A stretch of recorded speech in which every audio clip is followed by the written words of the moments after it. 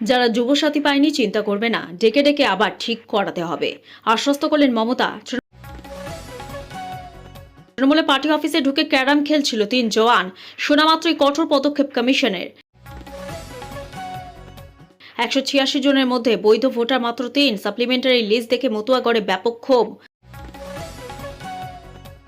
গ্রাহকের অ্যাকাউন্টে আচমকাই 10 কোটি টাকা, মহিলা বললেন এ টাকা আমার নয়, ফেরত নিন। কি জবাব ব্যাংকের?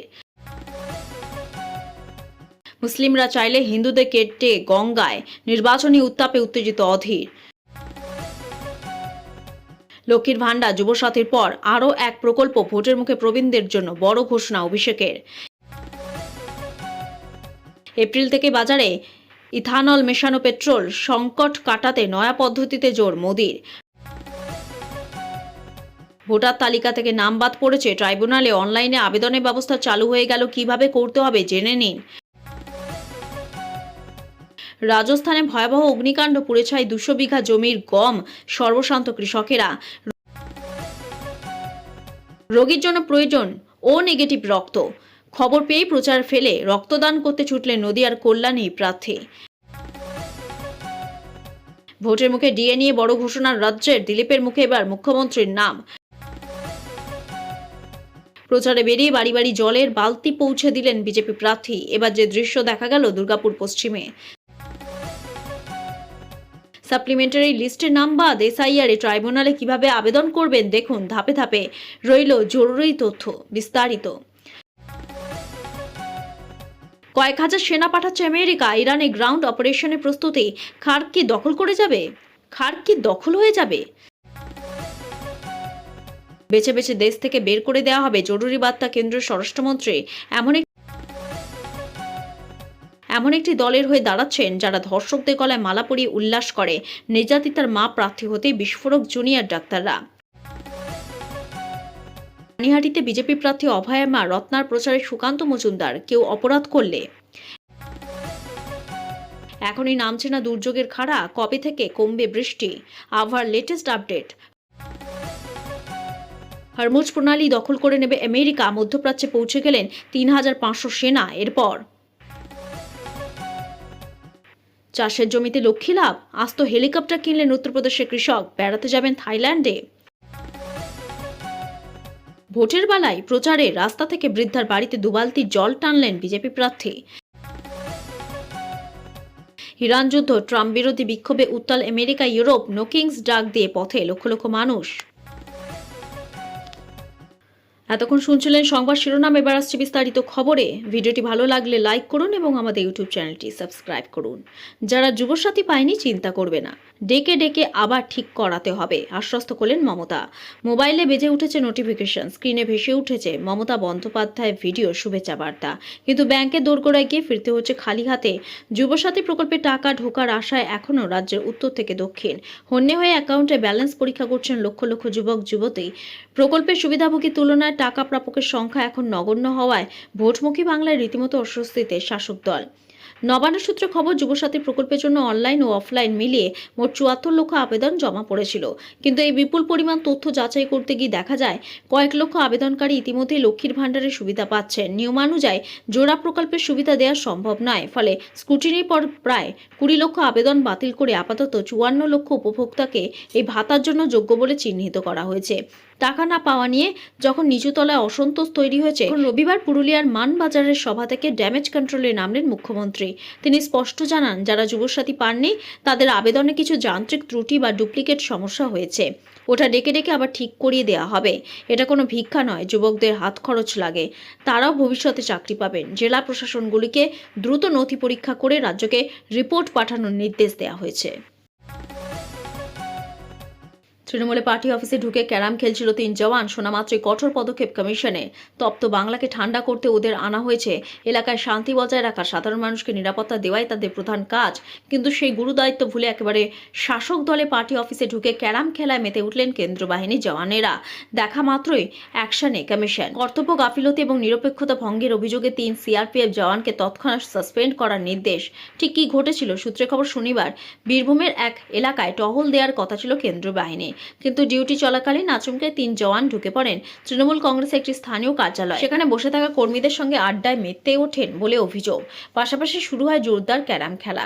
প্রায় 1 ঘন্টা ধরে চলে সেই খেলা। শিউরি এই খবর জানাজানি হতে মুহূর্তের মধ্যে তা পৌঁছে যায় নির্বাচন কমিশনের কানে। এলাকায় কেন্দ্র বাহিনী এমন উদাসীন ও পক্ষপাতমূলক আচরণে ক্ষুব্ধ কমিশনের কর্তারা। তড়িঘড়ি বিষয়টি খতিয়ে দেখার পর ওই 3 জওয়ানকে সাসপেন্ড করার সিদ্ধান্ত নেওয়া হয়। তাদের বিরুদ্ধে বিভাগীয় তদন্ত বা ডিপার্টমেন্টাল প্রসিডিংস শুরু করার নির্দেশও দেওয়া হয়েছে। এর আগেও বিএসএফের কয়েকজন জওয়ানের বিরুদ্ধে অভিযোগ ওঠায় তাদের বিরুদ্ধে কঠোর ব্যবস্থা নিয়েছে কমিশন, কিন্তু সেই ঘটনা থেকে যে কোনো শিক্ষাই নেওয়া হয়নি। বীরভূমের ঘটনা তারই প্রমাণ। ওয়াকিবহাল মহলের মতে ভোটের মুখে কেন্দ্র বাহিনী ভাবমূর্তি যাতে কোনোভাবেই কালিমালিপ্ত না হয় সে বিষয়ে বদ্ধপরিকর নির্বাচন কমিশন। সোজা কথায় কোনো নির্দিষ্ট রাজনৈতিক দলের কার্যালয়ে জওয়ানদের এই ধরনের উপস্থিতি বাহিনীদের পেশাদারিত্বকে প্রশ্নের মুখে ফেলে। সে কারণে দ্রুত এই কঠোর পদক্ষেপ বলে মনে করা হচ্ছে। শনিবার এই ঘটনার পর জেলার অন্যান্য প্রান্তে মোতায়েন থাকা জওয়ানদের সতর্ক করা হয়েছে। ভোটের আবহে কেন্দ্রীয় বাহিনী এমন খামখেয়ালিপনা যে কোনোভাবেই বরদাস্ত করা হবে না, এই সাসপেনশনের মাধ্যমে কমিশন তা স্পষ্ট করে দিল। 186 জনের মধ্যে বৈধ ভোটার মাত্র 3। সাপ্লিমেন্টারি লিস্ট দেখে মতুয়াগড়ে ব্যাপক ক্ষোভ।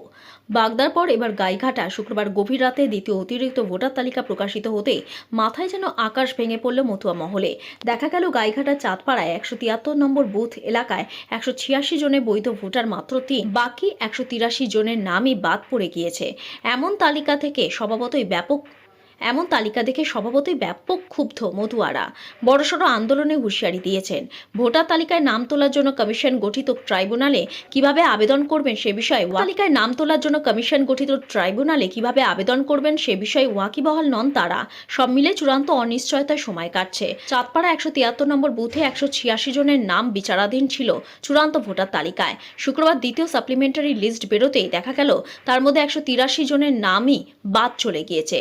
বাদ পড়া মতুয়ারা জানাচ্ছেন, কেন্দ্রমন্ত্রী শান্তনু ঠাকুর আশ্বাস দিয়েছিলেন কোনো হিন্দু মতুয়া উদ্বাস্তুদের নাম ভোটার তালিকা থেকে বাদ যাবে না। আমরা মন থেকে তার কথায় ভরসা করেছিলাম, কিন্তু তাহলে কেন আমাদের নাম ভোটার তালিকা থেকে বাদ গেল, এর জবাব কেন্দ্রমন্ত্রীকে দিতে হবে। 173 নম্বর বুথের ঢাকুরিয়ার বাসিন্দা দেবপ্রসাদ বালা বলেন, আমার পরিবার যুগ যুগ ধরে ভোট দিয়ে আসছে, তবু আমার নাম বাদ গেল। আমরা মতুয়া, আমাদের পাড়ার প্রায় সব লোকেরই নাম বাদ গিয়েছে। শান্তনু ঠাকুরের কথা বিশ্বাস করে আমরা ভুল করেছি। ওই এলাকার বাসিন্দা বৃদ্ধা লক্ষ্মীরানী সিংহ লস্করের কথায়, আমি বহুদিন ধরে ভোট দিয়ে আসছি, এদেশের নাগরিক বলে ভোট দিয়েছি, বিভিন্ন সরকারি প্রকল্পের সুবিধা পাই। আমি 1965 সালে বাবার কাগজ দিয়েছি, জমির কাগজ দিয়েছি, তারপরও আমার নাম কেন বাদ দেয়া হলো। নিরঞ্জন শীল নামে আরেক বাসিন্দা বলেছেন, আমার পরিবারের সবার নাম বাদ গিয়েছে, আমরা এখন কোথায় যাব, কি করব জানি না। আমরা তো আদি বাসিন্দা, তথাপি আমাদের সঙ্গে এমন কেন করা হলো, কার কাছে উত্তর চাইব। লক্ষ্মীর ভাণ্ডার যুবসাথীর পর আরও এক প্রকল্প। ভোটের মুখে প্রবীণদের জন্য বড় ঘোষণা অভিষেকের। লক্ষ্মীর ভাণ্ডার যুবসাথীর মতো প্রকল্পকে হাতিয়ার করে নির্বাচনী লড়াইয়ে নামছে তৃণমূল। গত বিধানসভা নির্বাচনে লক্ষ্মীর ভাণ্ডারের জনপ্রিয়তা দেখার পর এবার রাজ্যের বেকার যুবক যুবতীদের জন্য যুবসাথী প্রকল্প এনেছেন মুখ্যমন্ত্রী মমতা বন্দ্যোপাধ্যায়। আর এবার ভোটের মুখে প্রবীণদের জন্য বড় ঘোষণা করলেন তৃণমূলের সর্বভারতীয় সাধারণ সম্পাদক অভিষেক বন্দ্যোপাধ্যায়। প্রবীণদের জন্য বড় ঘোষণা করলেন অভিষেক বন্দ্যোপাধ্যায়। বীরভূমের লাভপুরের সভা থেকে 5টি প্রতিজ্ঞা করেন অভিষেক। লক্ষ্মীর ভাণ্ডার নিয়ে এদিন তিনি বলেন, বিজেপি 3000 টাকা করে লক্ষ্মীর ভাণ্ডার দেবে বলেছে। 15 রাজ্যে বিজেপি ক্ষমতায় রয়েছে, পারলে সবাইকে টাকা দিয়ে দেখাক। অভিষেক দাবি করেন, বিজেপি লক্ষ্মীর ভাণ্ডার বন্ধ করে দিতে চাইছে। কি প্রতিজ্ঞা করলেন অভিষেক?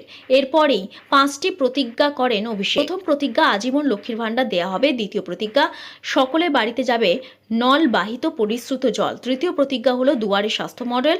এছাড়াও চতুর্থ প্রতিজ্ঞা হিসেবে প্রবীণদের বার্ধক্য ভাতা এবং পঞ্চম প্রতিজ্ঞা হিসেবে সব আবেদনকারীদের পাকা বাড়ি দেয়া হবে বলে জানান অভিষেক। এপ্রিল থেকে বাজারে ইথানল মেশানো পেট্রোল। সংকট কাটাতে নয়া পদ্ধতিতে জোর মোদির। ইরান যুদ্ধের আবহে বন্ধ হরমুজ প্রণালী। তার জেরে গোটা বিশ্বজুড়ে বাড়ছে তেলের দাম। পেট্রোল ডিজেলের মূল্য বাড়ছে চচ্চড়িয়ে। ইতিমধ্যে পেট্রোল এবং ডিজেলে লিটার প্রতি 10 গ্রাম করে শুল্ক কমিয়েছে কেন্দ্র। এবার দেশব্যাপী পেট্রোল সংকট ঘোচাতে নতুন পদক্ষেপ করেছে মোদী সরকার। আগামী মাস থেকে ইথানল মেশানো পেট্রোল প্রত্যেক রাজ্যে সরবরাহ করতে হবে, এই মর্মে পেট্রোল সংস্থাগুলিকে নির্দেশিকা দেওয়া হয়েছে। নয়ডা আন্তর্জাতিক বিমানবন্দরে উদ্বোধনে গিয়ে প্রধানমন্ত্রী প্রধানমন্ত্রী নরেন্দ্র মোদী বলেন, পেট্রোলের সঙ্গে ইথানল মেশানোর ফলে দেশের বহু সাশ্রয় হয়েছে। প্রায় 1 বছর ধরে ইথানল মিশ্রিত পেট্রোল উৎপাদন হচ্ছে দেশে। পেট্রোলের সঙ্গে 20% ইথানল মেশানো হচ্ছে। আগামী 4 বছরের মধ্যে সেটা 30% নিয়ে যাওয়ার পরিকল্পনা রয়েছে।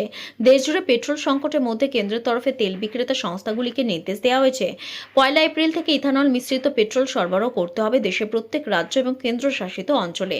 প্রধানমন্ত্রীর কথা, ইরান যুদ্ধের ফলে যাবতীয় চ্যালেঞ্জ মোকাবিলা করছে ভারত। আমজনতা যেন জ্বালানি সংকটে না পড়েন সেটা নিশ্চিত করা হচ্ছে। ইতিমধ্যে কেন্দ্র জানিয়ে দিয়েছে 60 দিন প্রত্যেক দেশবাসীর জন্য পর্যাপ্ত জ্বালানি মজুত রয়েছে। তারপরে জ্বালানি ভাণ্ডার পূর্ণ রাখতে নানা বিকল্পের ব্যবস্থাও করা হয়েছে। দেশজুড়ে জ্বালানি সংকটে যে খবর ছড়াচ্ছে সেটা ইচ্ছাকৃতভাবে ছড়ানো হচ্ছে, যদিও বাস্তব খানিকটা আলাদা। এখনও ঘরে ঘরে এলপিজি সরবরাহ নিয়মিত হয়নি। পেট্রোল পাম্পে লম্বা লাইন পড়ছে জ্বালানি সংগ্রহের জন্য। দিন দুয়েক আগে পেট্রোল ও ডিজেলের উপর আবগারি শুল্ক লিটার প্রতি 10 টাকা করে কমার কেন্দ্র। যদিও ওয়াকিবহাল মহলের বক্তব্য, এই শুল্ক হ্রাসের ফলে অধিকাংশ ভোক্তার জন্য জ্বালানির দাম কমার সম্ভাবনা কম। কারণ বিশ্ববাজার থেকে অতিরিক্ত দামে কেনা তেল এতদিন সরকারি নিয়ন্ত্রণের কারণে পুরনো দামে বিক্রি হচ্ছিল পাম্পগুলিতে। এবার সেই ক্ষতি পুষিয়ে নিতে শুল্ক হ্রাসের সিংহভাগ সুবিধা নেবে তেল বিপণনকারী সংস্থাগুলি। ইথানল মিশ্রিত পেট্রোলের দাম কিছুটা কম হবে বলে আশা করছেন আমজনতা। যদিও একাংশ আশঙ্কা, ইথানল মিশ্রিত পেট্রোল ব্যবহারে বাড়বে ক্ষতি। রাজস্থানে ভয়াবহ অগ্নিকাণ্ড, পুড়ে ছাই 200 বিঘা জমির গম, সর্বশান্ত কৃষকরা। রাজস্থানের কোটা জেলার সুলতানপুর এলাকায় এক ভয়াবহ অগ্নিকাণ্ডে প্রায় 200 বিঘা জমির গম পুড়ে ছাই হয়ে গিয়েছে। শুক্রবার বেলা 11টা নাগাদ এই বিপর্যয় ঘটে, যখন কৃষকরা ফসল কাটার প্রস্তুতি নিচ্ছিলেন। ঝোড়ো হাওয়ার কারণে আগুন দ্রুত ছড়িয়ে পড়লে গোটা এলাকা কালো ধোঁয়ায় ঢেকে যায়। স্থানীয়দের দাবি, কৃষিজমিতে এমন বিধ্বংসী অগ্নিকাণ্ড আগে কখনো দেখা যায়নি। এই ঘটনায় কৃষকদের ব্যাপক আর্থিক ক্ষতি হয়েছে। ক্ষতিগ্রস্ত কৃষক জগদীশ মিনা জানান, কয়েকদিনের মধ্যে ফসল কাটার কথা থাকলেও চোখের সামনে তার 15 লক্ষ টাকার গম ভস্মীভূত হয়েছে। মহাবীর নামে অপর এক কৃষক জানিয়েছেন, মাঠেই রাখা গমের স্তূপ পুড়ে তার কয়েক লক্ষ টাকার ক্ষতি হয়েছে। ফসল হারিয়ে বর্তমানে দিশাহারা হয়ে পড়েছেন এলাকার বহু অন্নদাতা। দুর্ঘটনার পিছনে প্রশাসনের গাফিলতি ও দমকলের দেরিতে পৌঁছানোকে দায়ী করেছেন কৃষকরা। তাদের অভিযোগ, ঝোড়ো হাওয়ায় বিদ্যুতের ট্রান্সফরমার থেকে আগুনের ফুলকি ছিটকে এই অগ্নিকাণ্ড ঘটেছে। সময় মতো বিদ্যুৎ সংযোগ বিচ্ছিন্ন না করায় পরিস্থিতি আরও ভয়াবহ হয়ে ওঠে। ক্ষতিগ্রস্ত কৃষকরা এখন সরকারের কাছে দ্রুত তদন্তে উপযুক্ত ক্ষতিপূরণের দাবি জানিয়েছে।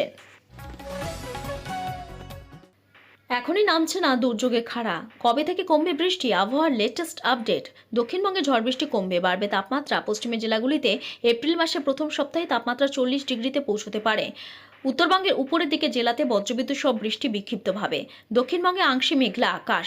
ঝড় বৃষ্টির সম্ভাবনা কমবে, বাড়বে তাপমাত্রা। মঙ্গলবার ফের সব জেলাতে ঝড় বৃষ্টির সম্ভাবনা বাড়বে। মঙ্গলবার ও কাল ঝড় বৃষ্টির পরিমাণ কমবে। সোমবার পুরুলিয়া, বাঁকুড়া, পশ্চিম মেদিনীপুর, ঝাড়গ্রাম সহ পশ্চিমে কিছু জেলায় সামান্য ঝড় বৃষ্টির সম্ভাবনা থাকবে। এই দুদিন তাপমাত্রা ক্রমশ বাড়বে। মঙ্গলবার ফের ঝড় বৃষ্টির সম্ভাবনা। দক্ষিণবঙ্গের সব জেলাতেই বজ্রবিদ্যুৎ সহ হালকা থেকে মাঝারি বৃষ্টির সঙ্গে 30 থেকে 40 কিলোমিটার গতিবেগে দমকা ঝোড়ো হাওয়া। বুধবার ঝড় বৃষ্টির সম্ভাবনা ফের কমবে। বুধবার থেকে ক্রমশ তাপমাত্রা ঊর্ধ্বমুখী হবে। শুক্রবার শনিবারের মধ্যে কলকাতা তাপমাত্রা 36 থেকে 37 ডিগ্রি সেলসিয়াস এবং পশ্চিমবঙ্গের জেলাগুলিতে সর্বোচ্চ তাপমাত্রা 39 থেকে 40 ডিগ্রি সেলসিয়াসে পৌঁছতে পারে। গরম এবং অস্বস্তিকর আবহাওয়া তৈরি হবে। আজ ও কাল বজ্রবিদ্যুৎ সহ ঝড় বৃষ্টির সম্ভাবনা। মঙ্গলবার ঝড় বৃষ্টির সম্ভাবনা বাড়বে। বিক্ষিপ্ত বৃষ্টি চলবে। আজ ও কাল ঝড় বৃষ্টির সম্ভাবনা কমবে। বিক্ষিপ্তভাবে বজ্রবিদ্যুৎ সহ বৃষ্টি হতে পারে উপরের দিকে 5 জেলাতে। 30 থেকে 40 কিলোমিটার গতিবেগে বিক্ষিপ্তভাবে ঝড়ের সম্ভাবনা। মঙ্গলবার থেকে ফের ঝড় বৃষ্টির সম্ভাবনা বাড়বে। উত্তরবঙ্গের উপরের দিকে 5 জেলাতে বজ্রবিদ্যুৎ সহ বৃষ্টির সঙ্গে 40 থেকে 60 কিলোমিটার গতিবেগে দমকা বাতাস বইবে। ভারী বৃষ্টির সম্ভাবনা কালিম্পং, জলপাইগুড়ি এবং আলিপুরদুয়ার জেলাতে। দার্জিলিং, জলপাইগুড়িতে সর্বোচ্চ 60 কিলোমিটার গতিবেগে ঝোড়ো হাওয়া। মালদা সহ বাকি সব জেলাতে 40 থেকে 50 কিলোমিটার গতিবেগে দমকা ঝোড়ো বাতাস। এপ্রিলের শুরুতে বুধবার ঝড় বৃষ্টির সম্ভাবনা উত্তরবঙ্গের উপরের দিকে 5 জেলায়। দার্জিলিং, কালিম্পং, আলিপুরদুয়ার, কোচবিহার ও জলপাইগুড়ি এই 5 জেলাতে 40 থেকে 50 কিলোমিটার গতিবেগে ঝড় হওয়ার সঙ্গে বৃষ্টির সম্ভাবনা। বৃহস্পতিবার, শুক্রবার ঝড় বৃষ্টির সম্ভাবনা কমবে উত্তরবঙ্গে। এমন একটি দলের হয়ে দাঁড়াচ্ছেন যারা ধর্ষকের গলায় মালা পরিয়ে উল্লাস করে। নির্যাতিতা মা প্রার্থী হতে বিস্ফোরক জুনিয়র ডাক্তাররা। আরজিকর কাণ্ডে 19 মাস পর আবারও শিরোনামে অভয়া। তবে এবার কোনো মিছিলে নয়, বরং নির্বাচনী রাজনীতির ময়দানে। নির্যাতিতা মা আসন্ন বিধানসভা নির্বাচনে পানিহাটি কেন্দ্র থেকে বিজেপির প্রার্থী হিসেবে আত্মপ্রকাশ করেছেন। এই ঘটনা প্রকাশ্যে আসতেই রাজ্য রাজনীতিতে শুরু হয়েছে তীব্র চাপানোতর। একদিকে যখন সাধারণ মানুষের মনে নানা প্রশ্ন দানা বাঁধছে, ঠিক তখনই নিজেদের অবস্থান স্পষ্ট করে বিবৃতি জারি করল West Bengal junior doctors front. Junior ডাক্তারদের সংগঠনটি তাদের বিবৃতিতে স্পষ্ট জানিয়েছে, কে কোন রাজনৈতিক দলে হয়ে নির্বাচনে লড়বে তা একান্তই তার ব্যক্তিগত সিদ্ধান্ত। নির্যাতিতা মায়ের এই পদক্ষেপ নিয়ে সংগঠনে কোনো সমর্থন বা আপত্তি কোনোটিই নেই। তবে তারা একটি মৌলিক প্রশ্ন তুলেছেন, আমাদের দেশে বিচার ব্যবস্থা কি এতটাই দুর্বল যে একজন সন্তানহারা মাকে ন্যায় বিচার পেতে ক্ষমতার অলিন্দে বা নির্বাচনী লড়াইয়ে নামতে হয়? যদি বিচার পেতে গেলে নিজেকে প্রভাবশালী প্রমাণ করতে হয়, তবে নির্বাচিত সরকারের ভূমিকা নিয়ে প্রশ্ন ওঠা স্বাভাবিক।